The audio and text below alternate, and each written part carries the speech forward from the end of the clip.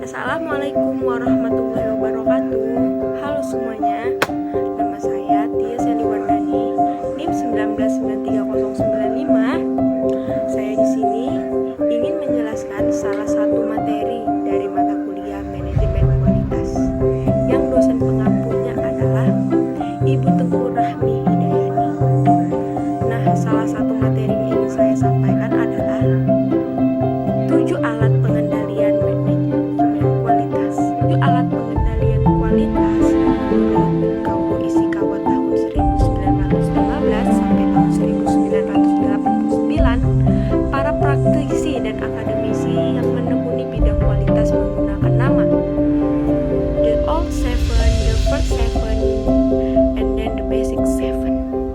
Lalu banyak nama lain juga yang menyebutkan Seven Tools yang terdiri dari check sheet, scatter diagram, fishbone diagram, parallel chart, flow chart, history, and then control chart. Karena ada 7 tools lain yang disebut dengan New Seven Tools, dalam hal ini saya akan membahas 7 basic quality tools. Nah, yang pertama ada check sheet.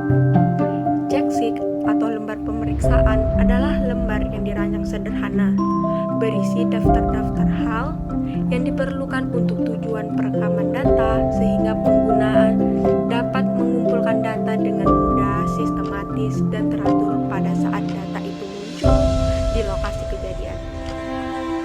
Data dalam check sheet baik berbentuk data kuantitatif maupun kualitatif dapat dianalisis secara cepat atau langsung menjadi masukan data untuk peralatan kualitas lain.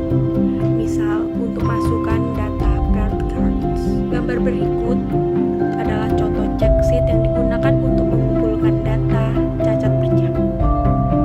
Berikut dilihat, guys. Nah, sekarang kita lanjut ke prosedur check sheet. Nah, bisa dilihat kan prosedur check sheetnya. Menurut TEG 2005 adalah pertama, menentukan kejadian atau permasalahan yang akan diamati. Yang kedua, menentukan kapan data yang dikumpul dan berapa lama waktu pengumpulannya. Yang ketiga, merencanakan form isi sedemikian rupa sehingga data dapat direkam dengan menentukan tanda V. Yang keempat, memberikan etiket setiap daerah kosong pada form. Yang kelima, menguji check sheet secara singkat untuk memastikan ketetapan check sheet dalam pengumpulan data. Yang keenam, merekam data pada check sheet setiap kali ditemukan kejadian dan permasalahan yang ditargetkan. Menurut Ishikawa 1982, check sheet memiliki fungsi sebagai berikut, yaitu 1. Memeriksa item cacat. 2. Pemeriksaan lokasi cacat. 3. Pemeriksaan penyebab cacat. Dan keempat, pemeriksaan konfirmasi pemeriksaan dan yang lain. Nah, yang kedua ada scatter diagram. Scatter diagram atau diagram pecar adalah grafik yang menampilkan sepasang data numerik pada sistem koordinat Cartesian. Nah, ini adalah gambar contoh scatter diagram yang digunakan untuk melihat sejauh mana temperatur mempengaruhi TV. Nah, bisa dilihat, guys. Sekarang kita membahas tentang prosedur pembuatan scatter diagram. Yang pertama, kumpulkan pasangan data di mana keduanya memiliki hubungan. Yang kedua, gambar grafik dengan variabel bebas dengan sumbu horizontal pada variabel terikat pada sumbu vertikal. Yang ketiga, cari pola titik untuk melihat apakah hubungannya jelas. Yang keempat, bagi titik-titik pada grafik menjadi 4 kuadrat jika ada titik sebanyak 10 pada grafik. Yang kelima, hitung titik di setiap kuadrat. Yang keenam, jumlahkan kuadrat yang bersembarangan secara diagonal. Yang ketujuh, cari batas N pada tabel uji kecenderungan. Nah, ini adalah tabel uji kecenderungan, bisa dilihat.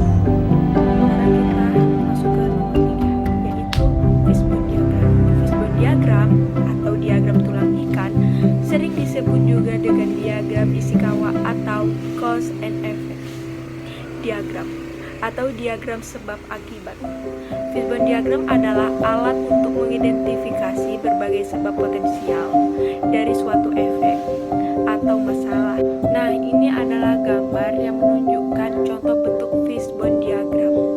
Bisa dilihat guys, dengan word power, dimensi binary, material, dan methods sebagai kategori. Sekarang kita masuk ke langkah-langkah menerapkan fishbone diagram. Yang pertama, menyiapkan sesi sebab akibat. Yang kedua, mengidentifikasikan akibat. Yang ketiga, mengidentifikasi berbagai kategori. Yang keempat, menemukan sebab-sebab potensial dengan cara sumbang saran. Yang kelima, mengkaji kembali setiap kategori sebab utama. Yang keenam, mencapai kesepakatan atau sebab-sebab yang paling mungkin. Ternyata diagram tulang ikan ini memiliki manfaat yang lain, yaitu bermanfaat sebagai perangkat proses belajar diri, pedoman untuk diskusi, pencarian penyebab permasalahan, pengumpulan data, menentukan taraf teknologi, menggunakan dalam berbagai hal yang penanganannya kompleks. Nah, yang keempat kita masuk ke Pareto chart. Pareto chart atau bagan Pareto adalah bagan yang berisikan diagram batang dan diagram garis. Diagram batang memperlihatkan klarifikasi dari nilai data, sedangkan diagram garis mewakili total data kuantitatif. Prinsip Pareto chart sesuai dengan hukum Pareto yang menyatakan bahwa grup selalu memiliki persentase terkecil 20% yang bernilai atau memiliki dampak terbesar 80%. Pareto chart mengidentifikasikan 20% penyebab masalah vital untuk mewujudkan 80% improvement secara keseluruhan. Nah, ini adalah gambar yang menunjukkan contoh Pareto chart. Bisa dilihat ya, guys. Langkah-langkah menyusun diagram Pareto. Yang pertama, menentukan metode. Kedua, menentukan satuan. Yang ketiga, mengumpulkan data sesuai dengan interval. Keempat, merangkum data. Yang kelima, menghitung frekuensi. Yang keenam, menggambar diagram batang. Nah, yang kelima adalah flowchart. Flowchart yaitu suatu proses di lingkungan industri, pada umumnya merupakan suatu rangkaian kegiatan yang berulang. Dari uraian langkah-langkah tersebut, kita dapat mencari rangkaian mana saja yang bisa kita perbaiki. Flowchart atau bagan arus adalah alat bantu untuk memvisualisasikan proses suatu penyebab hingga secara bertahap demi tahap untuk tujuan analisis, diskusi, komunikasi, serta dapat membantu kita menemukan wilayah-wilayah perbaikan dalam proses. Nah, ini adalah contoh gambar flowchart. Nah, yang keenam ada histogram guys. Histogram adalah alat seperti diagram batang yang digunakan untuk menunjukkan distribusi frekuensi. Sebuah distribusi frekuensi menunjukkan seberapa sering setiap nilai yang berbeda dalam satu set data terjadi. Nah, ini adalah contoh gambar dari histogram guys. Bisa diperhatikan teman-teman. Langkah menyusun histogram. Yang pertama, menentukan batas-batasan observasi. Yang kedua, memilih kelas-kelas atau sel-sel, biasanya dalam menentukan banyaknya kelas. Yang ketiga, menentukan lebar kelas-kelas tersebut.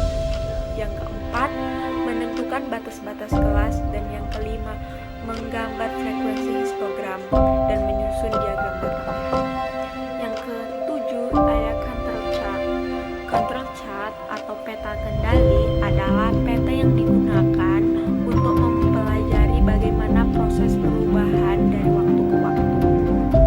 Nah, ini adalah gambar dari contoh control chart. Bisa dilihat teman-teman. Belum memasuki permasalahan inti mengenai control chart atau peta kendali, pertama-tama bahas soal variasi dulu. Variasi adalah fenomena alami. Variasi mungkin cukup besar dan mudah dikenali, atau mungkin sangat kecil dan susah dikenali dengan inspeksi visual atau berat pena ballpoint.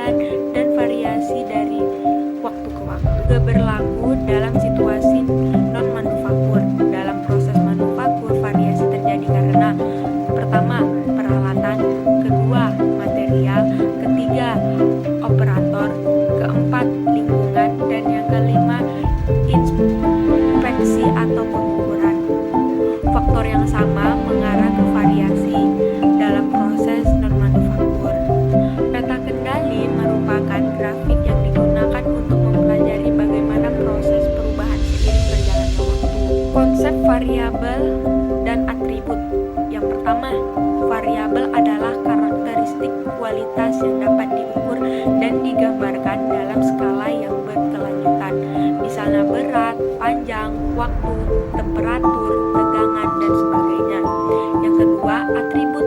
Atribut adalah data yang dapat dihitung dan digambarkan sebagai peristiwa atau keadaan terpisah atau discrete. Contohnya, jumlah cat yang cacat, jumlah lubang pada panjang kabel listrik, dan sebagainya. Nah, itu tadi penjelasan singkat dari materi 7 alat